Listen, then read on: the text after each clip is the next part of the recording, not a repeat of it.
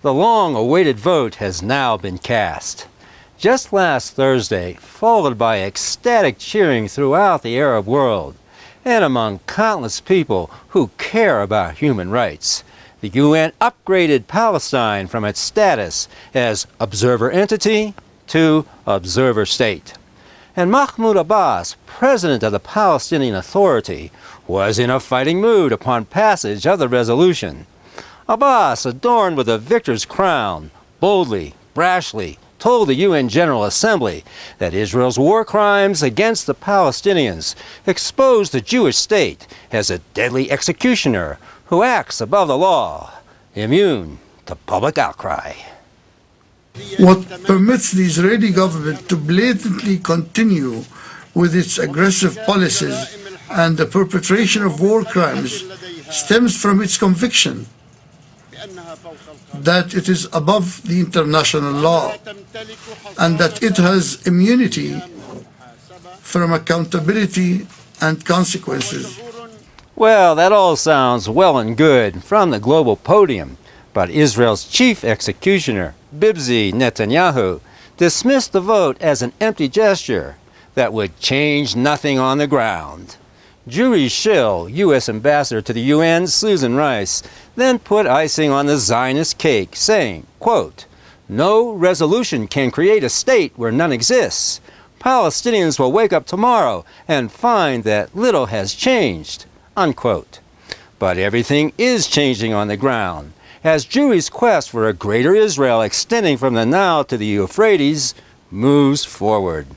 For no sooner did the resolution pass than Netanyahu authorized construction of 3,000 more settlements to be built in the occupied West Bank and East Jerusalem, the hoped-for future capital of Palestine.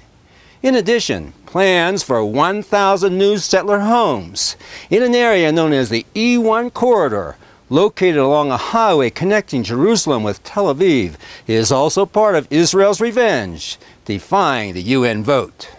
A seamless Israeli infrastructure running all the way from the West Bank to Tel Aviv will cut a future Palestinian state in half, and marking the end of a two-state solution. Oh, the entire Western world will be outraged, but can only give lip service to the Palestinian tragedy. The international Jewish lobby is too powerful to allow what was formerly known and experienced as Christendom to interfere with Israel's master plan. And the world's supposed most powerful nation, America, has been scolded by global expert Zbigniew Brzezinski not to allow Israel to lead it by the nose like some stupid donkey. I don't think there is any implicit obligation of the United States to follow, like, a stupid mule, whatever the Israelis do. Sorry, Zvig. It'll never happen. America is owned by the Jewish lobby. You should know that by now. And its shills on Capitol Hill know which hole their campaign contributions are stuffed in. And let's get real about Israel. From the very beginning of the Zionist invasion, the Jewish state has been hell-bent on making life so miserable for the Palestinians, leaving them no choice but to flee their native homes. This has been going on for nearly a century, and a UN vote and euphoric cheering is going to stop it? No way. International Jewry doesn't care about world opinion. And for those who refuse to leave their native homes, the 1923 Jabotinsky Plan, known as the Iron Wall, using Israeli brute force to beat the Palestinians into submission, will establish an apartheid one-state solution, where what's left of the Palestinian population will be beaten down into second-class citizens. Believe me, for I grew up as a Jew.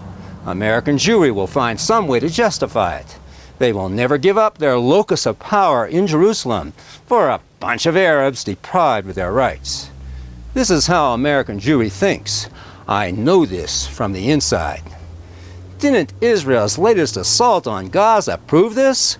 Where was the outrage from the American Jewish community? Zilch. Zero. Not a peep out of them. And why are we ignoring this basic fact? Zionism's original intent, and this has not changed, was to create a Jewish state where all non-Jews are persona non grata in what Jewry falsely perceives to be its ancestral home.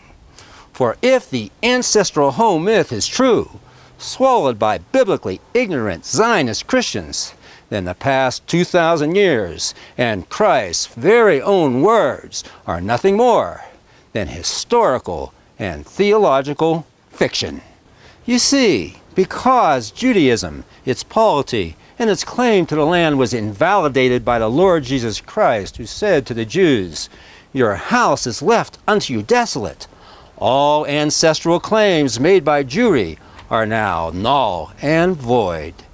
And all those who have lived in Palestine since the time of Christ until the recent Zionist invasion, raising generations of families and building for the future, namely Christians and Muslims of the Byzantine and Ottoman empires, must be looked upon as interlopers, trespassers, and illegal aliens.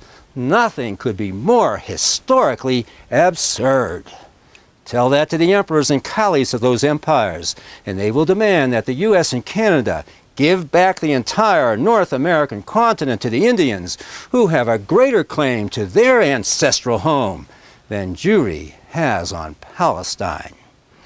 Bottom line, the Palestinian issue and cause will sadly soon disappear. Israel has given the UN vote the finger, and no one is lifting their fingers to oppose that. A new world power is in the makings, replacing a broke and submissive America.